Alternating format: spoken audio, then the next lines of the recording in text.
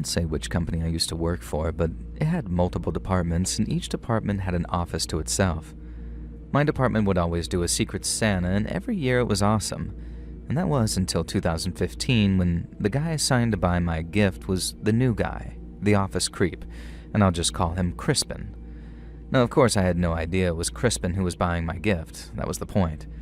In fact, we weren't supposed to find out until we took our gifts home, opened them, and then revealed who bought for who the next day at work.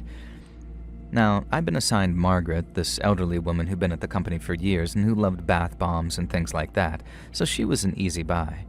Being a young woman in her mid-20s, I figured that I'd be easy to buy for as well. My Secret Santa gift felt like a framed picture, and I could feel glass on one side as I gently tapped it. Now, it was pretty poorly wrapped, with a very fragile sticker stuck to the front, and I made sure to be careful getting it home. When I arrived home, I had various things to deal with, like breaking up with a guy that I met on Tinder who seemed cool at first but soon became way too clingy and obsessive. And I put on my big girl pants and broke up with him over the phone instead of text message or email because I at least owed him that. And then I had a glass of wine to calm my nerves, and by the time I remembered my Secret Santa gift, I was in kind of a melancholic but floaty mood. And when I opened it carefully, I thought that I was seeing things. It was a framed photo depicting a young, attractive couple on a beach.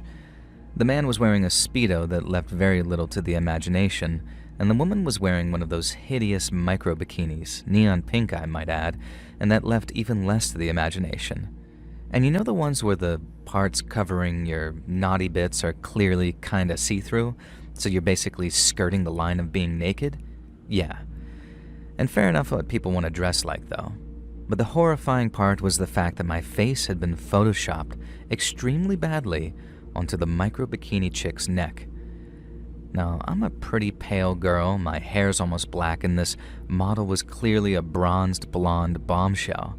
No attempt had been made to make our skin tones match or anything else for that matter, and in fact, I could still see a bit of her hair sticking out behind my own head. And even this was the most horrific thing, though. The horrifying thing was that Crispin from work had been photoshopped over Speedo Hunk's head, and this had to be a joke, right? A somewhat cruel prank from one of the girls since they'd been a little bitchy about Crispin. Now, I was less convinced it was a prank when I noticed that his signature was in the corner of the photo, though, written in Sharpie, although of course that could be faked as well. Now, feeling kind of upset and sick about it, coupled with the earlier events of the evening, I left the weird photo on my desk knowing that I'd find out the culprit tomorrow at work. And it was as bad as you'd expect.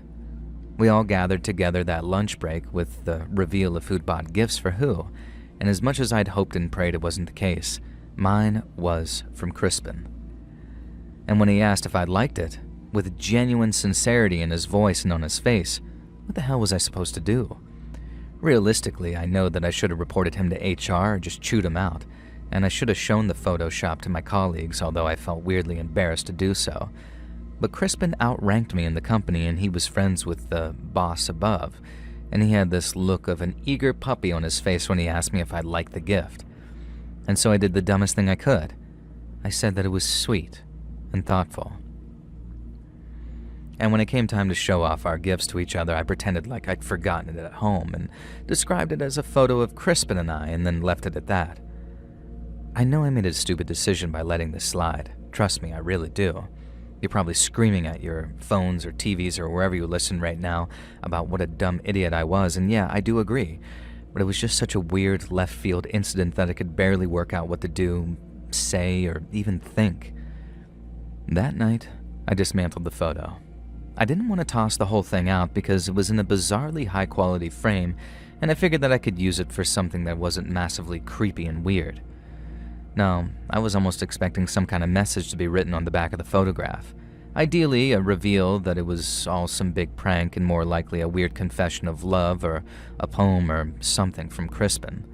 But no, just blank.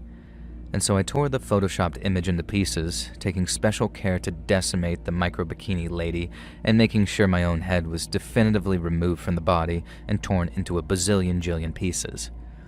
And once again, I know I'm an idiot for not photographing the evidence or better yet, keeping it, but I was just so dumbfounded by it all that I wasn't thinking straight. So instead of doing any of the things I should have done, I shredded the photo, threw it in the trash, and then took the trash bag outside and put it in the outdoor garbage can. I figured the further away that I was from the cursed image, the less I'd have to think about it. And I didn't think about it again, not really, until that day at work a few days later. I was in the break room making myself a coffee when I heard the door open behind me. I greeted the newcomer with a "hey," knowing it'd be some member of our small department that I was friendly with. Now, I wasn't even concerned at the idea of it being Crispin. He'd behaved totally normally since the Secret Santa, and I was beginning to think that I maybe misunderstood a joke or overlooked a meme or something that I'd never seen before. And I felt his breath on my cheek before he even spoke. I had no idea how to react before he spun me around and stared me in the eyes, his face glowing and red with anger. "Why did you throw my gift in the trash?" he asked. And his fingers were squeezing tight against my arm, and for the first time in my life, I felt genuinely, terrifyingly threatened by a coworker. I kind of stammered out, not knowing what to say. How the hell could I explain it when it was so obvious why it was so gross, this inappropriate gift that I wouldn't want? He squeezed my arm tighter and then demanded again that I explain why I'd trashed the gift. And that's when I got mad. I shoved him away, back against the small table in the center of the room, and I let him have it with both barrels. I told him it was inappropriate, perverted, and completely unwanted. And then it hit me. How the hell did he know I'd thrown his gift in the trash? Could have been a lucky guess, but I wanted to know, so I asked. And the answer was very chilling and very simple. He told me matter-of-factly that he had a suspicion that I might do this, so he'd been checking my garbage. Like, holy crap, bro. I was taken aback and had no idea what to do or say other than ask why. Why the photo? Why this obsession? Did he have a thing for me? Was this some kind of attempt to win me over? Crispin acted insulted and almost disgusted, like the idea of being attracted to me was sickening to him. Now, I know he was trying to rile me up, but my dumb idiot self bit the bullet, demanding to know why that was so gross, and if so, why did he Photoshop such a weird, strange picture as my Secret Santa gift? And this a-hole had the temerity to claim that I was the one sexualizing it, and that it was simply a couple of people standing together and I chose to read that into it. My fake body had been basically naked, mind you, and you could see everything through that micro-bikini. That settled it. Crispin was a creepy nutjob, and I was the complete idiot not to keep the evidence proving it. Turns out that didn't matter though, because a minute later, Crispin had grabbed me completely out of the blue and was trying to force my face towards the stovetop, which I'd just used to boil some hot water for tea. Now he was yelling something about finding out how vain I'd be without my beauty or some crap. Just an utterly insane, delusional man. I tried screaming for help, knowing a couple of other coworkers had to be nearby. Thankfully, the first person to burst through the door was a guy named Greg, the department manager, and I didn't notice at the time, but he'd had to smash the door with a fire extinguisher. Crispin had locked us in from the inside. Now, it was only my terrified screams that caused Greg to know something serious was happening. He quickly tackled Crispin away from me, slamming him into a cupboard and punching him so hard in the side of the head that Crispin just collapsed like Santa's discarded sack. I was kind of taken aback that Greg had been so keen to defend me so violently, but he later explained that A, he'd heard enough through the door to know something bad was going to happen, and more disturbingly, B, Crispin had been bragging to some of the male coworkers that the Secret Santa gift that he was getting for his unnamed female colleague was going to make her dive straight into his bed. So, a creep all around then, I guess. Now, naturally, Crispin got fired despite his apparent friendliness with the boss of the company, who mysteriously acted like he didn't even know the guy. I opted to press charges against Crispin for his attempt to burn my face, and thankfully the company had a secret security camera in the rec room/kitchen area that verified my story, albeit without sound. Crispin somehow managed to get a suspended sentence, I guess because his assault ultimately failed, but as far as I've heard on the grapevine, his lunatic behavior messed up his life for years to come, and I can't say that I have any sympathy for him. I still work at that company, promoted into Greg's position eventually, who himself has risen up the ranks. We still do Secret Santa even because we all decided that we weren't going to let one insane creep ruin the festive season for us. But we do tell new employees about the one guy who took it too far, without mentioning that I was the recipient, of course, just in case anyone else gets into their head that sending the most bizarre and unpleasant Secret Santa gift is the way to a fellow employee's heart. Spoiler, it isn't.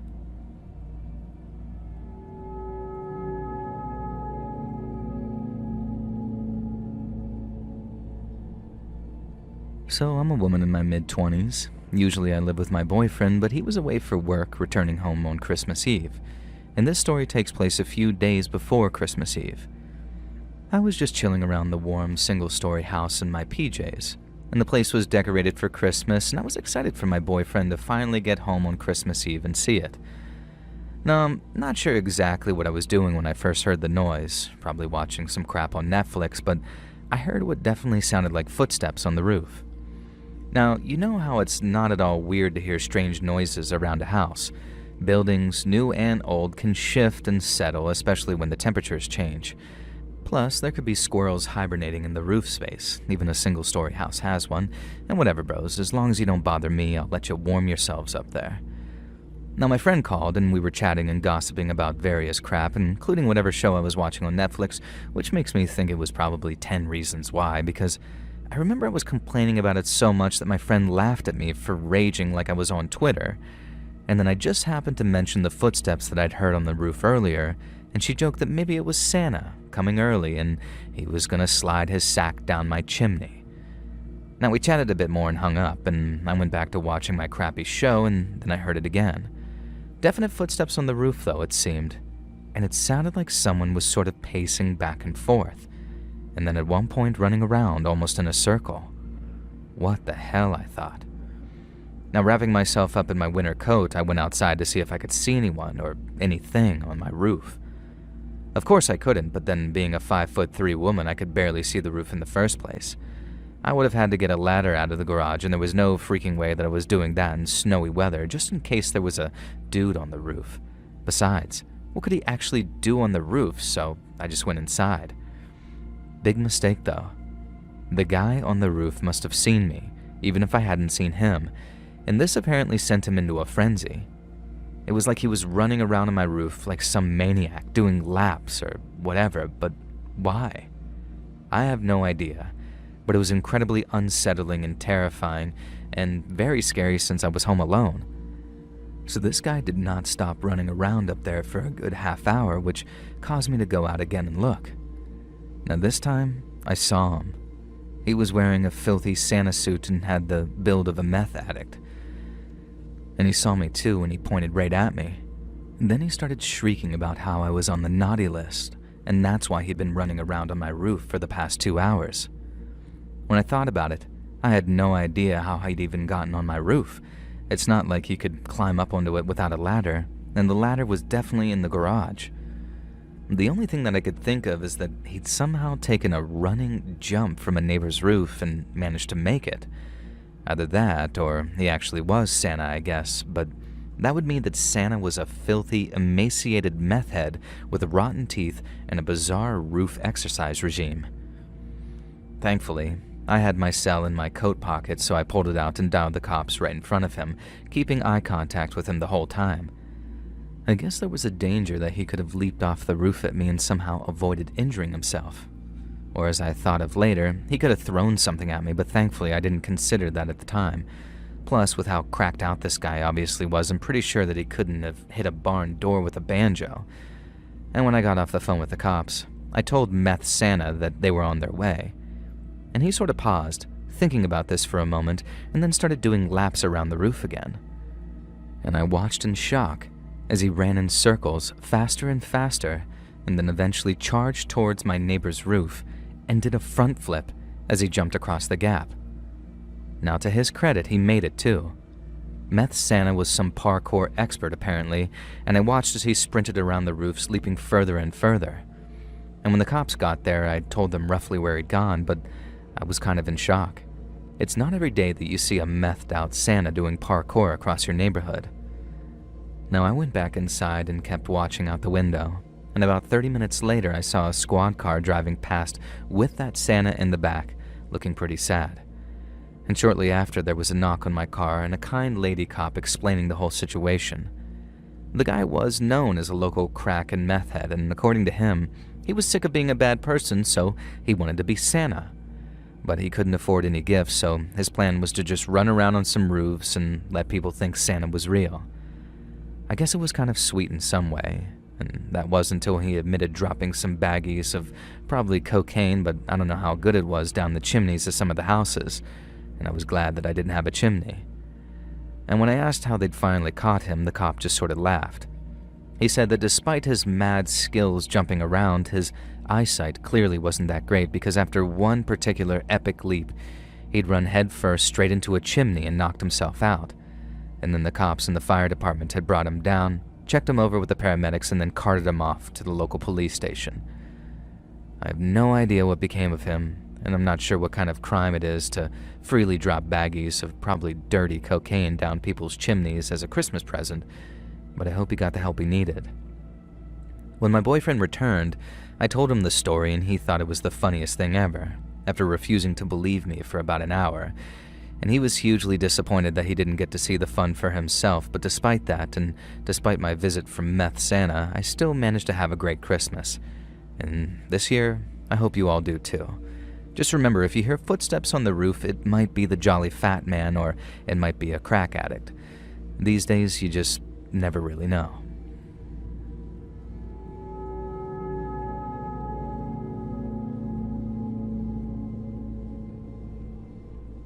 I really can't get my head around why someone would actively want to hurt and scare children in the way that some people do. I guess some people just have something wired wrong in their brain, and maybe their own children were so terrible that they want to spread that pain to others. I don't know, I'm not a psychologist, although sometimes I wish I was. Oh, I especially can't wrap my head around the kind of person who would try and ruin Christmas even further for kids who already have nothing. And this whole preamble is a setup for a story about an incident that occurred when I first started volunteering for Toys for Tots. You'd be surprised how many gifts that we'd receive that were either damaged, non-functional, or otherwise simply not following the rules that allow us to pass the gifts on to needy children. Most of the time, it's just people trying to get rid of their unwanted junk, looking like a saint while doing so. That's why these initiatives usually don't allow open products or anything that could have been tampered with. I see people complaining online that we're ungrateful for not accepting anything but brand new sealed toys, but trust me, there are good reasons. And when I first started volunteering for the initiative, it wasn't a big official Toys for Tots group. It was a small, hastily cobbled together idea from the town officials, in particular the mayor, who was set up for re-election the next year. And as such, the whole thing wasn't very well organized at all, and not only did we allow unsealed secondhand donations, we also allowed people to bring in pre-wrapped gifts, ready for the kids to open, which looking back now is the stupidest oversight we could have made. Now, it happened about a week before Christmas. I was carting a pile of gifts to the storage room when I felt a sharp stab in the palm of my hand. It was immediately obvious that something in the gift itself had stabbed me. I placed the pile down on the table and inspected the offending item. A needle was sticking through the corner of the box and had jabbed me as I carried it. Now, my second thought was, holy crap, I've been stuck by a syringe and I need a blood test. But my first instinctual thought was, why is there a syringe in the children's gift? And so I opened the wrapped present carefully, and then the entire thing was a box of empty syringes. They looked like diabetic insulin needles with all the caps removed so that anyone who excitedly tore the package apart, a young child for example, would almost certainly end up stabbed by these needles. One of them had penetrated the corner of the box, which is what had stabbed me. I called my supervisors in, who immediately insisted that I go to the hospital to get checked out because who knows what those syringes were infected with, and I'm pretty sure that they were brand new needles for insulin designed to scare and hurt rather than infect anyone with anything.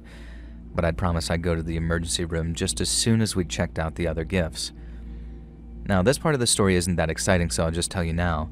I was fine, and the syringes were clean, and my suspicion was correct. And we unwrapped every gift that had been donated pre-wrapped. 4 of the others used the same wrapping paper as the syringe box. Admittedly, it was a popular design, so we had to hope it was just a coincidence. Unfortunately, only one of the 4 was legitimate, a Bug's Life jigsaw puzzle. And here's the delightful list of things we discovered that some deranged soul had tried to pass on to children in need. At least, I hope and pray it was just one person. Firstly, we found a copy of Shel Silverstein's The Giving Tree. The first few pages were normal, but then the darkness started. All the illustrations had been glued over with adult images, some of it being pretty graphic and hardcore.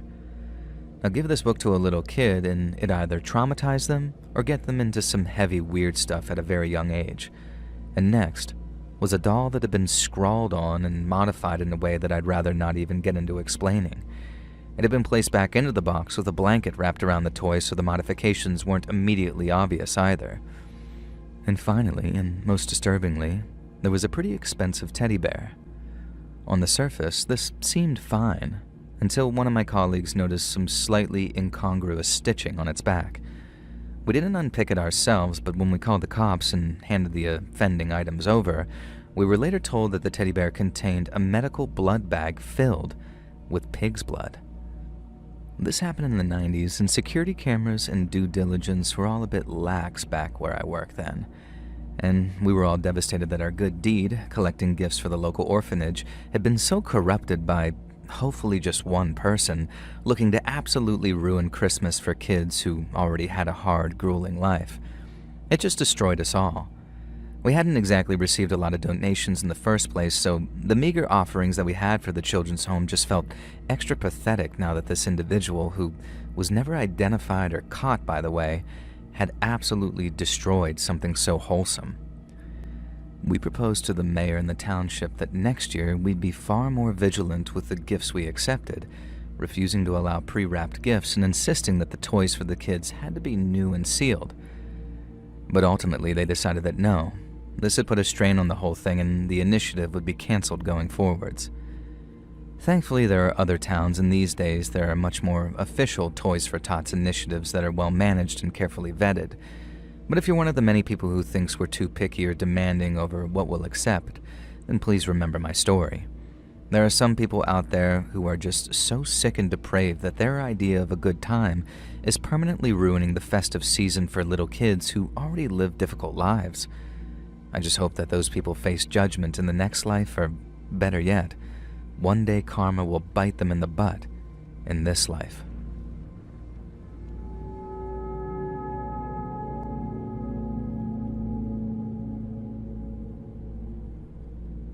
So many years ago now, I worked in a little craft store, and it was coming up to Christmas. Now this was always a lovely, busy time for the store, and we'd done extra well that year.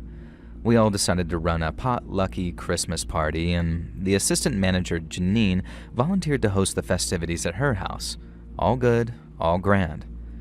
Now 4 weeks before the event, we received emails from Janine planning, maybe over-planning, the meal, and we all decided what we were bringing, making sure everything would be perfect, etc.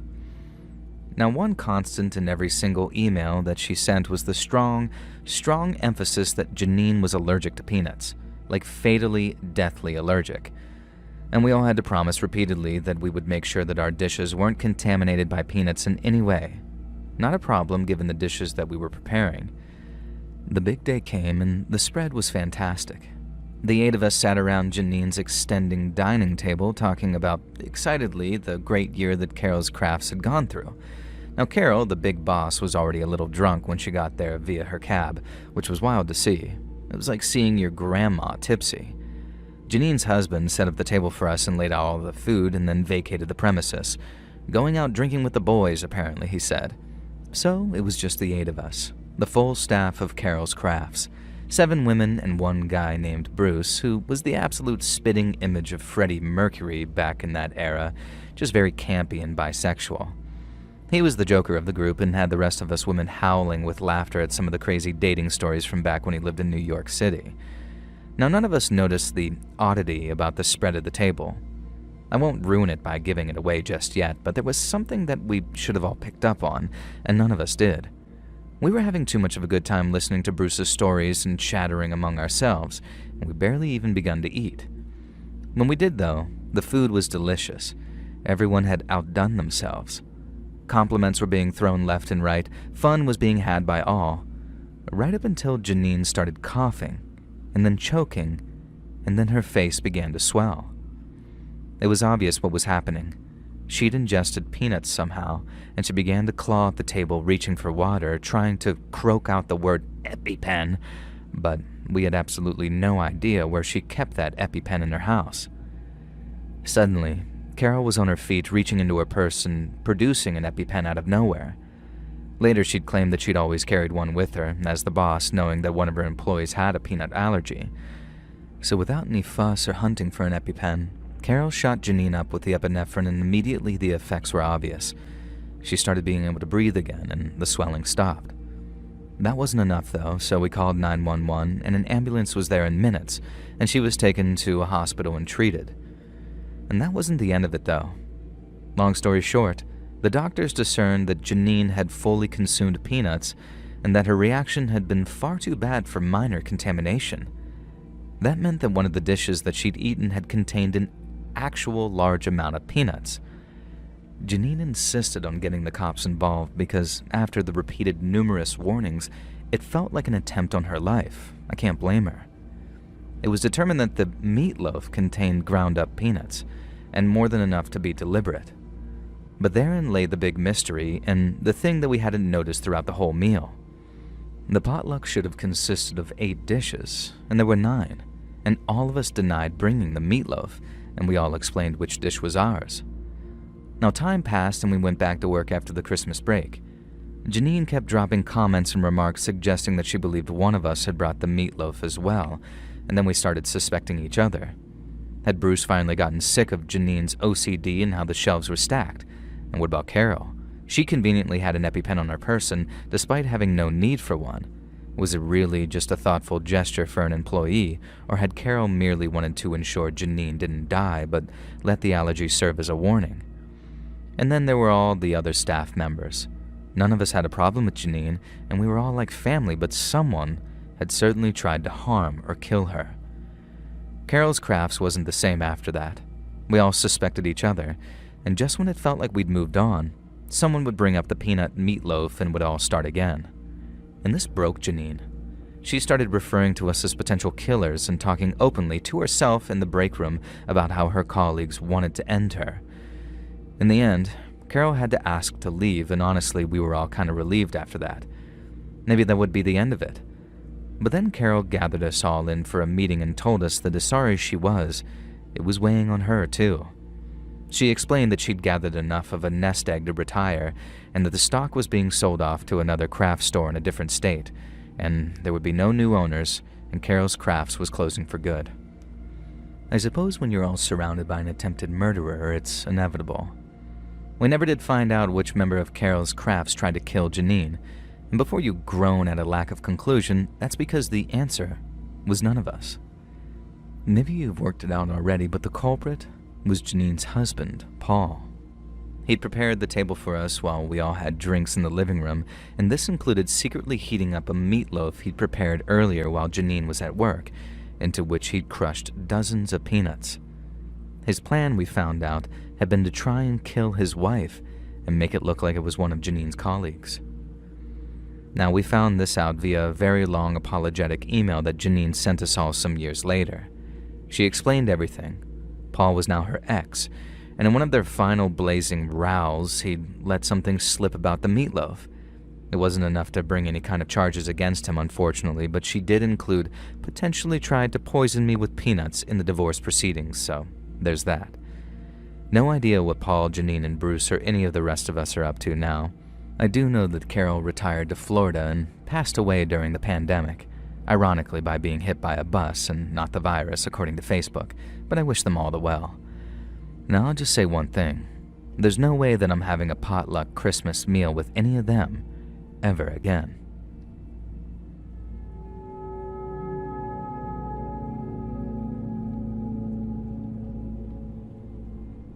I never particularly enjoyed the company of my neighbor, Ronnie, back in the day.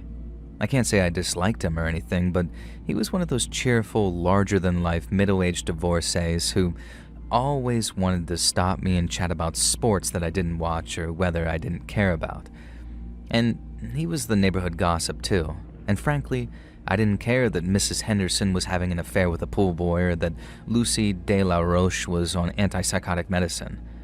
The problem with Ronnie was that, being my direct next-door neighbor, he seemed to enjoy my company, and he also took it upon himself to be the life and soul of the neighborhood party, which meant that he hosted regular barbecues or arranged safari suppers or invited us boys around for movie night at the home theater that he'd built in his basement. Now, okay, maybe that part was kind of cool and I don't mind those, but I often had to force myself to attend the cookouts and all of that. Now, living next door, new to the neighborhood and freshly divorced myself, it's not like I had a good reason to avoid Ronnie and his hospitality either. So I just kind of saw him as a necessary evil, an overly friendly and overwhelming cross that I had to bear in order to live in the otherwise fantastic, high-quality home in a lovely gated community that my parents had left to me when they retired to Arizona. And I still don't get why they retired there, of all places. Now, everything Ronnie did was just a little too loud and a little too obnoxious. He was always working on some DIY home improvement project, and he always had to start just a little too early and end a little too late, and make a little too much noise. And when he had family over for their get-togethers, his grandkids were just a little too loud and a little too obnoxious as well, and he had this shed where he did his projects. I would say that Ronnie's shed reminded me of that song, What's He Building in There? I don't know if you know it, but there was no secret about the crap Ronnie was making. He'd brag about it and show it off at any given opportunity. Picnic benches, refurbished recliner couches, reframed paintings that he'd found at the Goodwill. And then we, his lucky neighbors, would end up as the recipients of those half-finished, half-good refurbished projects that he managed to make a crazy amount of noise working on. Now, I feel bad talking crap on Ronnie like this, and I know that I seem like an a-hole, but would it help if I told you that Ronnie's here right now as I'm writing this and kind of goading me into making myself look like a jerk? You see, Ronnie and I are best friends now, ride or die, and I love him like a brother despite the 20-year age gap. And it's all because of one Christmas a few years ago where he drove me mad by playing that Simply Having a Wonderful Christmas Time by Paul McCartney on repeat. And like I said, Ronnie did everything just a bit bigger and just a bit louder, and this included Halloween and Christmas. As soon as October 1st rolled around, he'd go all out decorating the exterior of his house for the spooky season. December 1st, the same. Ronnie would be out there stringing up lights and setting Santa up on the roof, doing this whole grand display. And you gotta hand it to him, he did a great job. It was probably the highlight of the neighborhood each year, and if you want some context as to how much people liked Ronnie's Christmas decorations, consider this. They broke numerous HOA rules, and the HOA let them get away with it without a peep. And do you know how beloved in the community you have to be in order for the Homeowners Association to turn a blind eye to something? Yeah. And so, 'twas the night before Christmas, and all through the neighborhood, not a creature was stirring, except for the animatronics on Ronnie's lawn and the glowing, flashing lights. I'd learned to just tolerate it by then, invested in a sleep mask instead of being the local neighborhood curmudgeon at 27. And what I couldn't stand, though, was the fact that he decided to play Christmas music at what felt like a pretty unreasonable volume at 11:18 p.m. Wonderful Christmas Time by Paul McCartney, and only that song, too. And I heard it on repeat 4 times, and there hadn't been music blaring from his house either. Was he having some kind of late-night family party? This just seemed weird even for loud, proud Ronnie. And then the song started for the 5th time, and this time it was louder. 6th, louder still. And eventually, when Paul freaking McCartney was on his 9th loop of singing The Party's On and The Feeling's Here, my windows were rattling and I was just about ready to go over to Ronnie's and remind him about Mark David Chapman and the fate of another Beatle. Okay, maybe not quite that drastic, but I was gearing up to go over there and finally yell at the guy. Yes, even on Christmas Eve. And I could see the lights going on in other houses in our small gated community too, silhouetted figures peering out at Ronnie's place. And as I was pulling on my coat and boots, the song looped again, even louder this time, and I knew that there was no going back.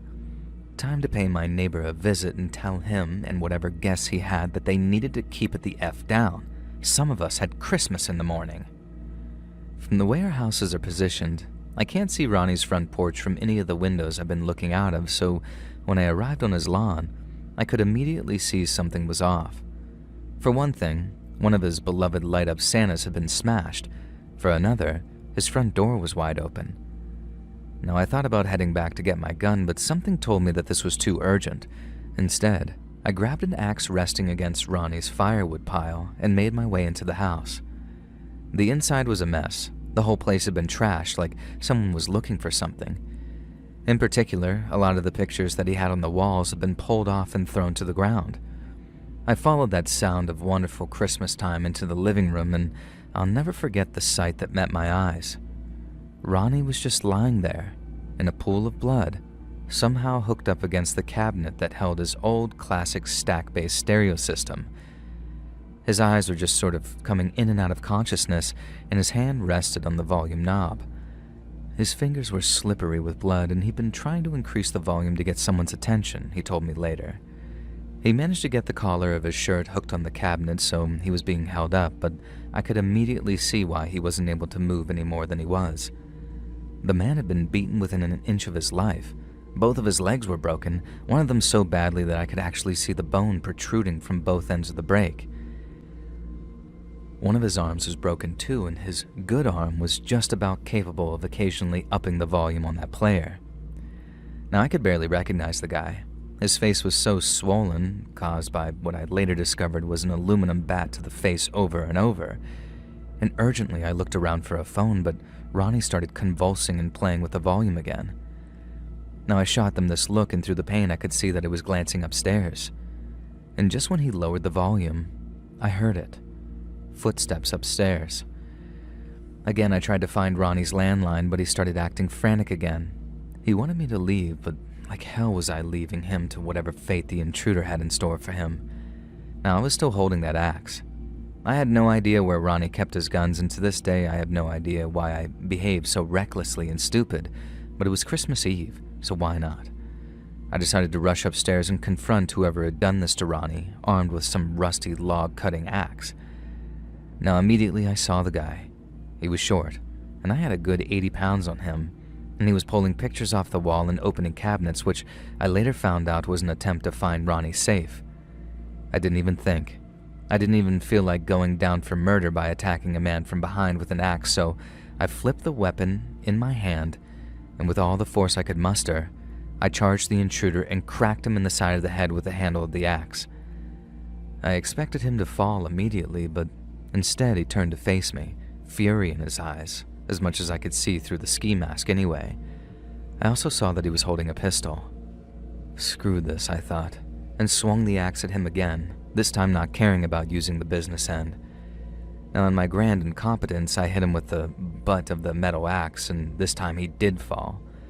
Now, the first thing I did was swipe up his gun. Next thing was, realizing I was in Ronnie's office, I grabbed up as many USB and Ethernet cables as I could and put my Boy Scout training to use, tying the guy up as tightly and excessively as I could with goddamn computer cables. I didn't really know what to do next, so I kind of just sat on the couch in Ronnie's office with the gun trained on this intruder, and eventually realized that I was in shock when one of the other neighbors was standing in the doorway, shouting my name over and over to get my attention. Now, the story's getting hella long now, so I'll just summarize the rest. The intruder was Ronnie's estranged son, who decided that Christmas Eve was the perfect time to rob his dad of the valuables that he kept in his safe. It turned out that Ronnie was a pretty rich man and kept a lot of valuables on hand for whatever reason. And for whatever reason, his son, who has become estranged through the whole series of events that isn't really another man's business to share here, decided to finally cause his old man to croak and take everything. Ronnie decided that he owed me a life debt for saving him, and after that I couldn't get rid of him even if I wanted to. And it surprised me to realize that I didn't want to.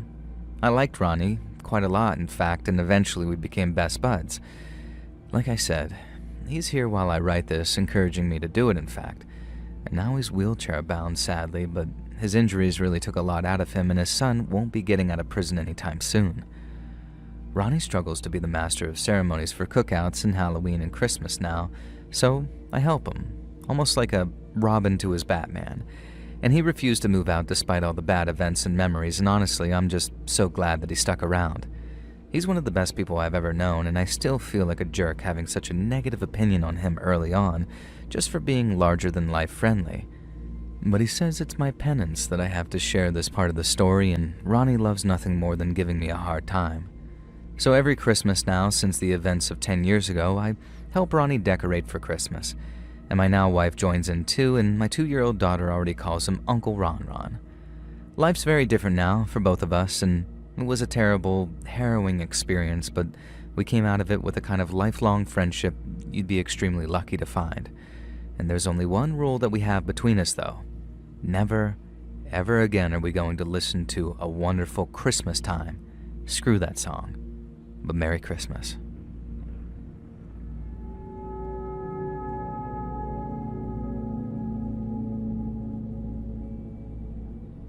So I'm actually the son in the story, and it was a tale my dad told me many times from when I was a kid. I'm going to write it from his perspective as he dictates it to me, though, because it makes more sense listening to it from his point of view. And I asked him to write it down for me, but he said, I'm not writing out all that crap for some Facebook Minecraft pod channel nonsense. He's 65 now, and I have no idea how he knows what those things are, but I just told him that I'd write it out for him. And he also cannot get his head around the fact that you are not Markiplier, and that other YouTubers exist, so I'm writing it exactly as he dictates here. So anyways, hi Markiplier, or whoever you are. This happened back in the day. Our family stupidly decided that we wanted a real Christmas tree that year. Now trust me, don't bother. It's messy as crap, and, well, I guess it could lead to the kind of thing happening that happened to us. We drove out to a certain national forest. Me, the wife, and this little bastard here writing this all down. Now please note, I love my son very much, I just like giving him a bit of crap here and there. And so we were just going through the national forest when I found it. The perfect tree. Out came the axe, and I began swinging like a woodsman out of old. Paul Bunyan would have been proud of me, whacking and thwacking away at that tree trunk like a pro. And suddenly, I heard a sound. A sort of spluttering, horrified scream of, "What the F do you think you're doing?" A big, fat, older couple came waddling their way through the trees, dressed up in winter gear. The man was red-faced from exertion and years of enjoying a bit too much to drink. He pointed one fat, bloated finger into my chest and told me I was not, I repeat, not, allowed to cut these trees down. I replied that in fact I was allowed to cut these trees down, and this part of the forest allowed it, and I even produced the necessary paperwork proving it. Now in fairness, not everyone knows that certain parts of certain national forests allow you to cut down Christmas trees, so I came prepared. The man took the paperwork from my hands, and instead of looking at it, he threw it down into the snow and just stomped on it, like some stupid toddler. Now my wife was seeing red. I'm the calm one of the two of us, but she comes up to this guy and started giving him an earful. How dare he lay hands on her husband, and how dare he accuse us of false crimes? Now, he began to stutter, and my wife continued to yell at him, now for getting spittle on her face. Every insult you could think of she was throwing at this angry old busybody. Now, I looked around for my son to check that he wasn't too upset by this whole ordeal. I didn't see him, nor I realized did I see the fat wife of the angry man. I scanned the forest, and there they were in the distance, the egg-shaped woman waddle running away, holding my son's hand and dragging him along. I'm not entirely sure what she told him to persuade him to go with her, but he wasn't trying to pull away or anything. The husband realized that I'd noticed what was going on and tried to step between me and the view of his wife kidnapping my son. Well, no, I obviously wasn't having that, and without even stopping to think about the potential repercussions, I punched the fat husband in the face so hard that it sent him flying across the snow, smacking against a tree and collapsing to the ground. I was probably going to be in some trouble here, I figured. And then I remembered this was a plot to kidnap my son, so I was pretty sure a punch was fair game. I sprinted towards the woman dragging my son away. It was hard work in the thick snow, and somehow this chonky woman was faster than you'd expect. I was faster, though. I grabbed the back of my son's coat and swung him behind me, throwing him backwards onto the snow. And then, determined not to let this kidnapping heifer get away, I drew on my old high school football days and tackled her in the back as hard as I could. Maybe too hard because we went flying forward and her face connected squarely with another tree, knocking her out. I dragged her back to where my wife had somehow tied the husband up to a tree with the ties that we'd bought to attach the tree to the car roof. The wife was out cold, but the husband was just sort of muttering that we got this all wrong, that they just didn't want us destroying the forest. and the forest where it was perfectly legal to farm a Christmas tree, mind you. Sure, buddy. That's why your pig of a wife tried to steal my son. And this was days before cell phones, so my wife and son drove to the nearest convenience store while I just sat guarding the couple. We had no more restraints for the wife, so I kind of just sort of sat on her, which was not pleasant to say the least, and thankfully, she didn't regain consciousness. Eventually, my wife returned with the cops, and the couple were squeezed into the police cruiser, and I'm actually surprised they fit. Ultimately, nothing came of it, though. It was their word against ours, and according to the cops, they were willing to overlook the numerous assaults that I'd committed against them as long as we accepted that it was all a big misunderstanding. We didn't have a choice, really. No way was I going to prison and depriving my son of a father just to fight a losing battle. I do worry sometimes that that couple had done this before and did it again, but there's so much evil in this world and only so much of it that God-fearing folk like us can fight. And I hope you enjoyed my little story, Markiplier, and you read it on your radio show or whatever you weirdos do. Thanks for listening, and remember, don't be afraid to tackle a fat woman if she's kidnapping your son. Dad out. And so there we go. That was my dad's story. I have vague memories of it, really, so I know he's mostly telling the truth. I have this slight recollection that the woman promised to take me to see Santa and I somehow fell for it, but I don't like to dwell on that. The idea that I was that stupid as a little kid is almost harder to cope with than the fact that I was nearly kidnapped and probably eaten or whatever they were going to do to me.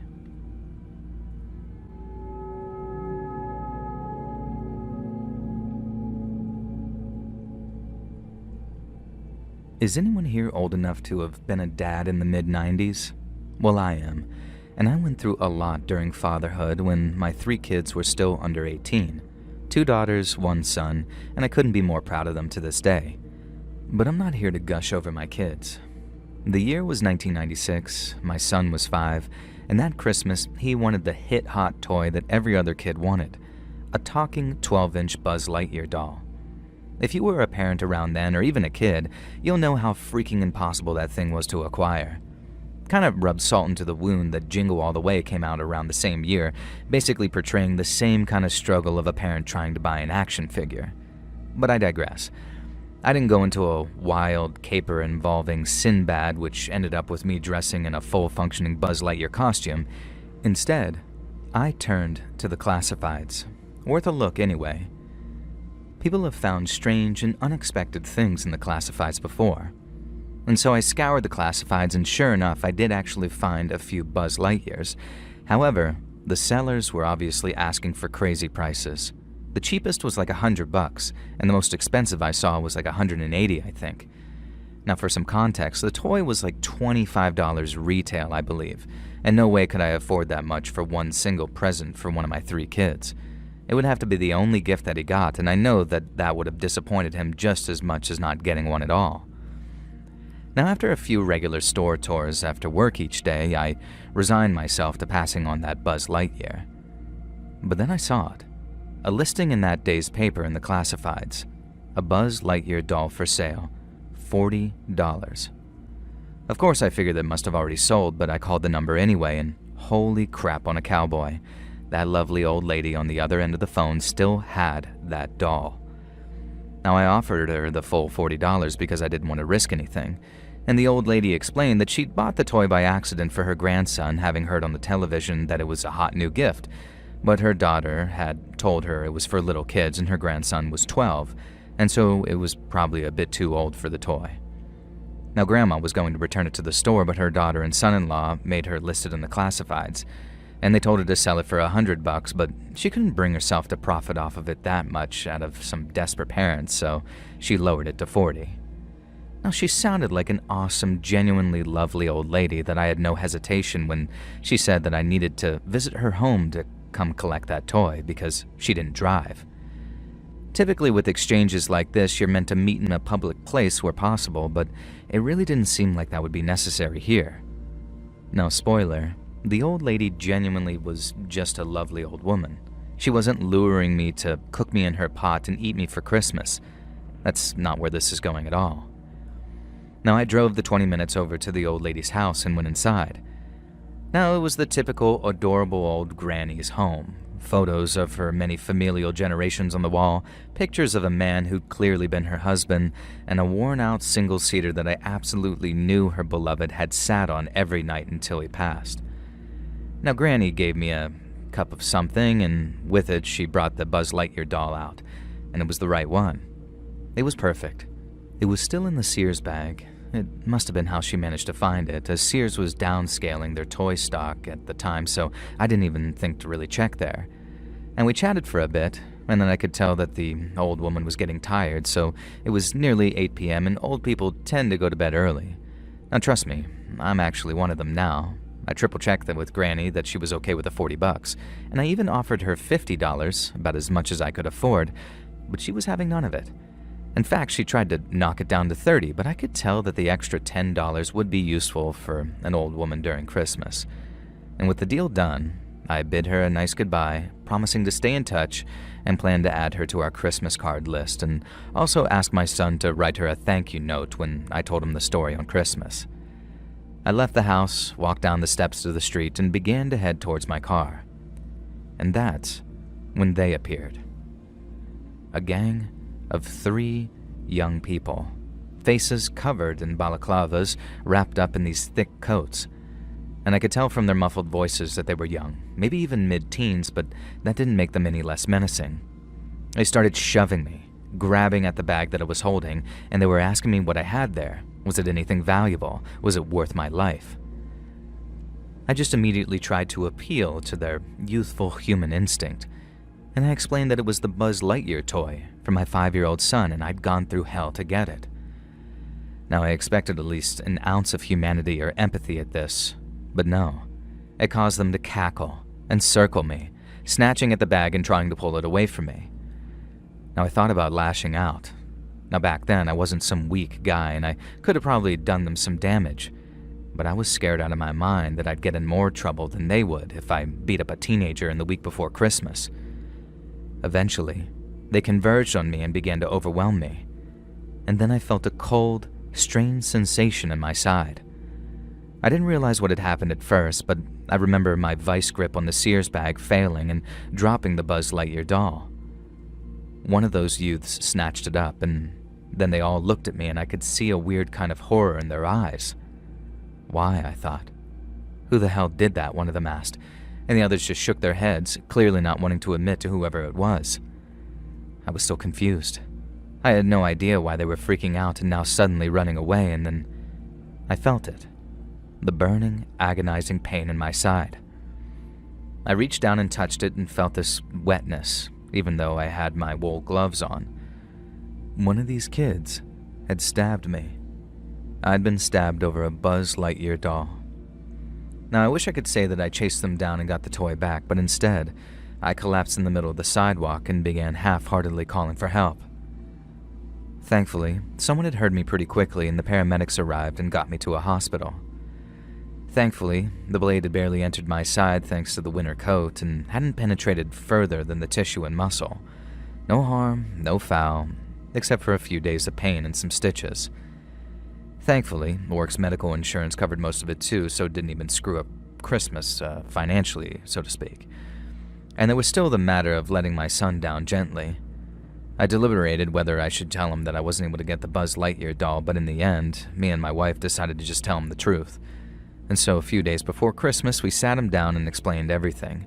Why Daddy has an injury, and why he wouldn't be getting the Buzz Lightyear toy he wanted. I kind of expected tears and a tantrum because he was 5, but no. He was completely gracious and wonderful about it, and just said that he understood and that he'd be happy with some of the other things on his list, which was admittedly pretty extensive. And so my son never did get the Buzz Lightyear toy for that Christmas. I got a knife to the gut, but Christmas was still wonderful with the family. And then a week after New Year's, I happened to see a lone copy of the Buzz Lightyear toy sitting on a store shelf. And I guess they weren't quite so frantically in demand then. So, of course, I bought the toy for him, and finally I was able to give my son a talking Buzz Lightyear. That year, I decided to make a concerted effort to get all the kids heavily into video games because you couldn't really go wrong that way. But that one Christmas, the ugly spaceman from Toy Story nearly got me killed. Be safe out there, folks, even 30 years later.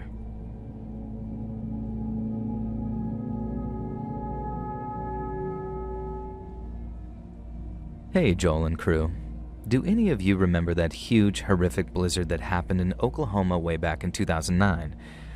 I got caught up in it, if that's not obvious. I was driving home from a remote Christmas party on Christmas Eve when the snow really began to fall. What reception I could get through the radio was telling everyone to stay indoors and definitely for sure don't go out driving in your cars. Well, thanks. That really helps halfway through my journey. Now, eventually the snowfall got too heavy and I couldn't risk driving. I tried to pull into what seemed to be a safe side bank, but in fact was a snowdrift that tipped my car into a ditch. Within seconds, the whole car was covered in a blanket of white. Did you know the blizzard reached a record 14 inches of snow that year? Imagine being out in that. And so there was no point trying to gun the engine or pull myself out of the ditch. The car was kind of just sort of sideways at an angle, firmly stuck, and of course, I had no cell reception in the middle of a blizzard out in the sticks. Now, I was going to die in my car on Christmas Eve, I thought. I thought about my boyfriend waiting at home for me and the late night that we had planned, and I just sort of sat there and wept. He worked as a paramedic, so he hadn't attended the party with me as he didn't want to call off of work on Christmas Eve, and I was going to let him down by dying like a moron instead of spending Christmas morning in his arms. My teeth began to chatter, and I found every possible wrap, blanket, and piece of material I could in that car to wrap myself up in. I allowed myself occasional blasts from the heater, but I didn't know how long I'd need to conserve the battery, and I had to be careful with this.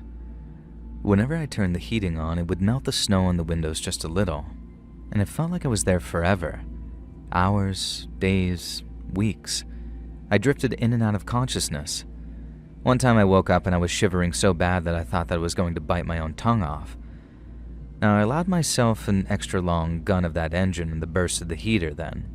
Gradually, the snow melted off the windows, and I can't tell if I fell asleep again, but I had this distinct memory of seeing someone outside in the snow. They were wrapped in deer skins and just sort of prowling the forest. I know it had to be a dream, but you know when a dream feels like a dream? This didn't feel like that. This deer figure stalked through the trees, and they'd clearly noticed my car, but were pretending they hadn't. I banged on the window, shouting for help, but unable to open the door and too afraid to wind the window down in case the snow burst in and buried me. Now, eventually, this deer-clad figure did approach the window, tapped on it, and then just ran away. All I can remember is some dirty human face. I think I must have been delirious because I have no explanation for this at all, and this wasn't like the middle of nowhere, Finland. It was Oklahoma. I decided the heat was getting to me, so I just shut it off, but I still felt too hot, so I started removing the blankets and coverings that I had on. Somewhere in the back of my mind, I remembered that this was a symptom of hypothermia, that people become convinced they're too hot, but not too cold. And I began drifting, and eventually a choir of angels descended from the heavens, glowing golden and silent through the blizzard. Except it wasn't a choir of angels, it was a rescue truck, and they were here to freaking save me. Now, I won't describe the boring, elaborate process that involved getting me out of my car into one of those shiny thermal blankets and then taken to the hospital with a severe case of hypothermia. So, that's how I spent Christmas Day that year, in a hospital, making sure that I had enough fluids and didn't go into shock. My paramedic boyfriend didn't leave my side and brought me some of my gifts to my hospital bed. And it was actually one of the best Christmas days ever because the night before, I was certain that I was dead. And not being dead in a ditch is one of the best Christmas presents you can ask for.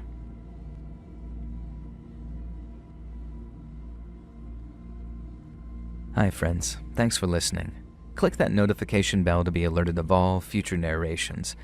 I release new videos every Monday and Thursday at 9 p.m. Eastern Time, and there are super fun live streams on Sundays and Wednesday nights.